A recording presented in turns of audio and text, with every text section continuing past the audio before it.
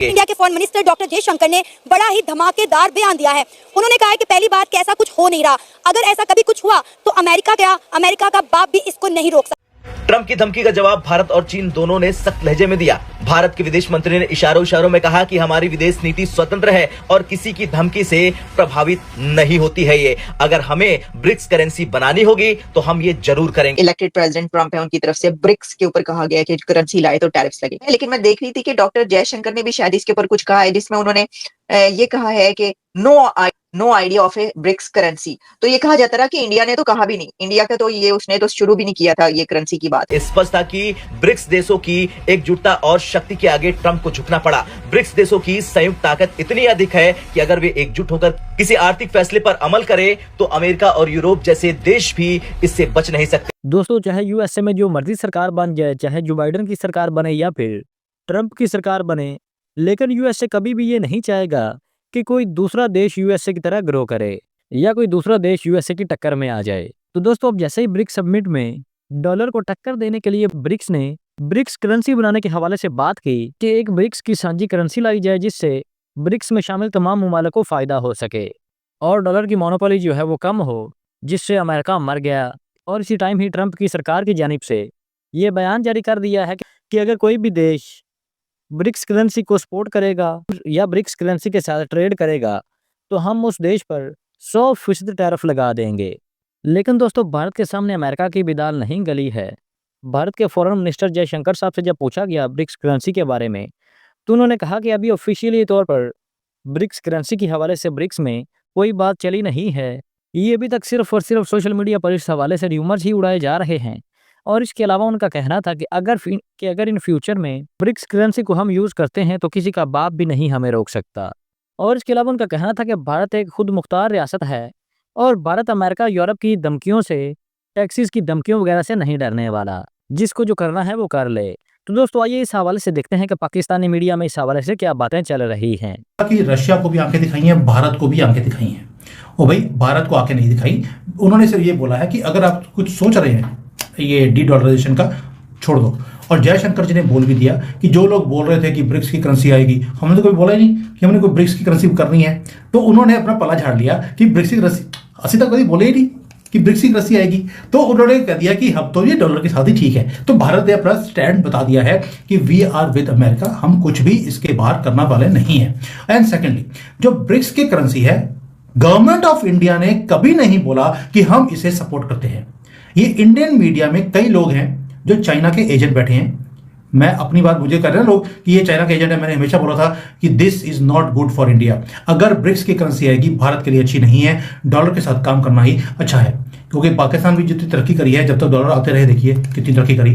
जब से आने बंद हुए हैं तब से आपकी तरक्की भी बंद हो गई है। तो इसलिए डॉलर के साथ ही काम करना चाहिए, युआन में नहीं करना चाहिए। जब से आपने युआन लेनी शुरू करी, देखिए आपका भट्टा बैठ गया है। तो इसलिए हम भी डॉलर में ही काम करने वाले हैं। As far as Russia is concerned, Russia को उसने बोल दिया कि आपको डॉलर से बाहर निकलने की जरूरत नहीं है। आपको पहले डाला हुआ है, आपको तो स्विफ्ट से बाहर निकाल दिया, ना आप डॉलर ले सकते हैं ना किसी को दे सकते हैं। इससे अच्छा है आप क्रिप्टो करेंसी में काम कीजिए। अब रशिया ने क्रिप्टो करेंसी में काम करने की हाँ कर दी है। उसने भी बोल दिया कि हम अमेरिका के साथ मिलकर काम करेंगे। यानी कि रशिया की जो प्रॉब्लम थी डॉलर की, वो उसने सॉल्व कर दिया। ट्रंप ने क्रिप्टो करेंसी को ऑलरेडी उसने प्रमोट करना शुरू कर दिया, खुद ने भी वहां पर क्रिप्टो खरीदने शुरू कर दिए हैं, एक्सचेंज बना रहा है और यहां पर रशिया को भी सपोर्ट कर दिया। यानी कि हर मामले में एक ही काम है, आपके चाइना को बर्बाद करने का प्लान डोनाल्ड ट्रंप ने बना लिया है। रशिया को अपने पाले में डाल लिया, भारत को अपने पाले में ऑलरेडी कर लिया। जयशंकर जी की स्टेटमेंट बताती है एक चाइना ही है जो सदमे में है और यह सबको लेकर चल रहा था कि आइए अब मेरे साथ मिलकर काम कीजिए, हम अमेरिका की दादागिरी को सहन नहीं करेंगे, इन्हें नीचे करेंगे।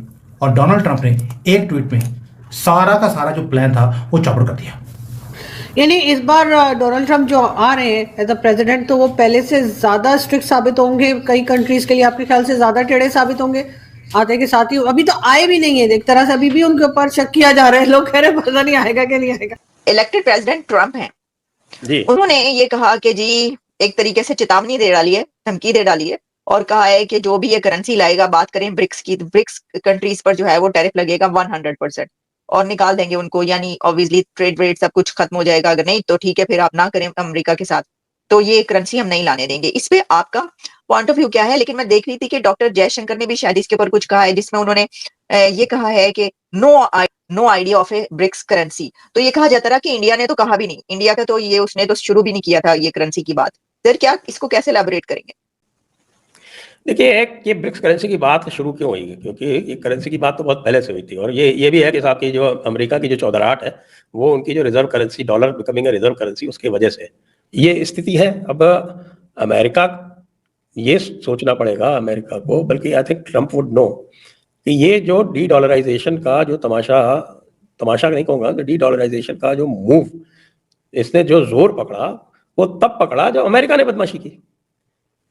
लेकिन इसमें असल में रशिया और चाइना इन्वॉल्व। तो ताली दोनों हाथों से बजेगी। इफ ट्रम्प रियली वांट्स कि जो डी डॉलराइजेशन ना हो, तो फिर ये भी करना पड़ेगा कि ये जो सैंक्शंस हैं और ये सीजिंग ऑफ एसेट्स है, all that they have to remove from the system. हालांकि मैं कहूंगा कि ट्रम्प ये नहीं करता। ट्रम्प का जो भी है, ये ट्रम्प और डेमोक्रेटिक पार्टीज में कि ट्रम्प की जो रिजीम है वो बेसिकली वो टैरिफ और ट्रेड के ऊपर आधारित रहती है, और जो डेमोक्रेट्स की जो रेजीम है वो टोटल दादागिरी, सैंक्शन, सीजर, वॉर्स, धमकी, कू, ये इस तरह के नाटक ये किया करते हैं। क्योंकि ये पूरी तरह से आपकी इनकी जो armament lobby, pharma lobby, oil lobby, ये इसके एक तरह से मुरीद है ये लोग। जी ठीक है, देखे ना सर, ये तो दुनिया की सबसे बड़ी सुपर पावर होने के नाते थोड़ी बहुत चौधराहट दिखा लेते हैं। वहां पर तो देखे आपकी हमसाई में तो IMF के पास होते हुए भी चौधराहट चल रही होती है। तो दोस्तों हमेशा से ही वेस्टर्न ममालिक हो, अमेरिका हो या फिर यूरोप हो, ये चाहते हैं कि हमेशा पूरी वर्ल्ड में यही देश सुप्रीम रहें, यही रिच रहें, और पूरी दुनिया में अमीर होने का अधिकार भी सिर्फ इन्हीं के पास है। और इनका मानना है कि सिर्फ इन्हीं के लोग जो हैं वो ही खुश रह सकें, और अगर दूसरे देश इस तरह की कोई बात करें तो वो गलत है। जैसे कि अब पूरी दुनिया में, पूरी वर्ल्ड में ट्रेड में डॉलर चल रहा है तो ये सही है। अगर इसके अलावा दूसरे कंट्रीज जो हैं वो ब्रिक्स की करेंसी यूज़ करेंगे इंपोर्ट एक्सपोर्ट में, तो वो गलत हो जाएगा।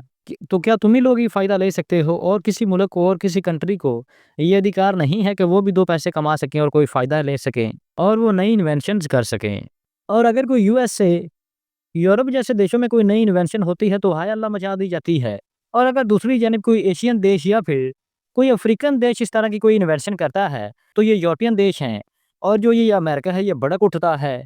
और अब अमेरिका की पूरी कोशिश है कि ब्रिक्स में जितने भी ममालिक हैं वो ब्रिक्स करेंसी का इस्तेमाल ना करें, ब्रिक्स करेंसी का यूज़ ना करें।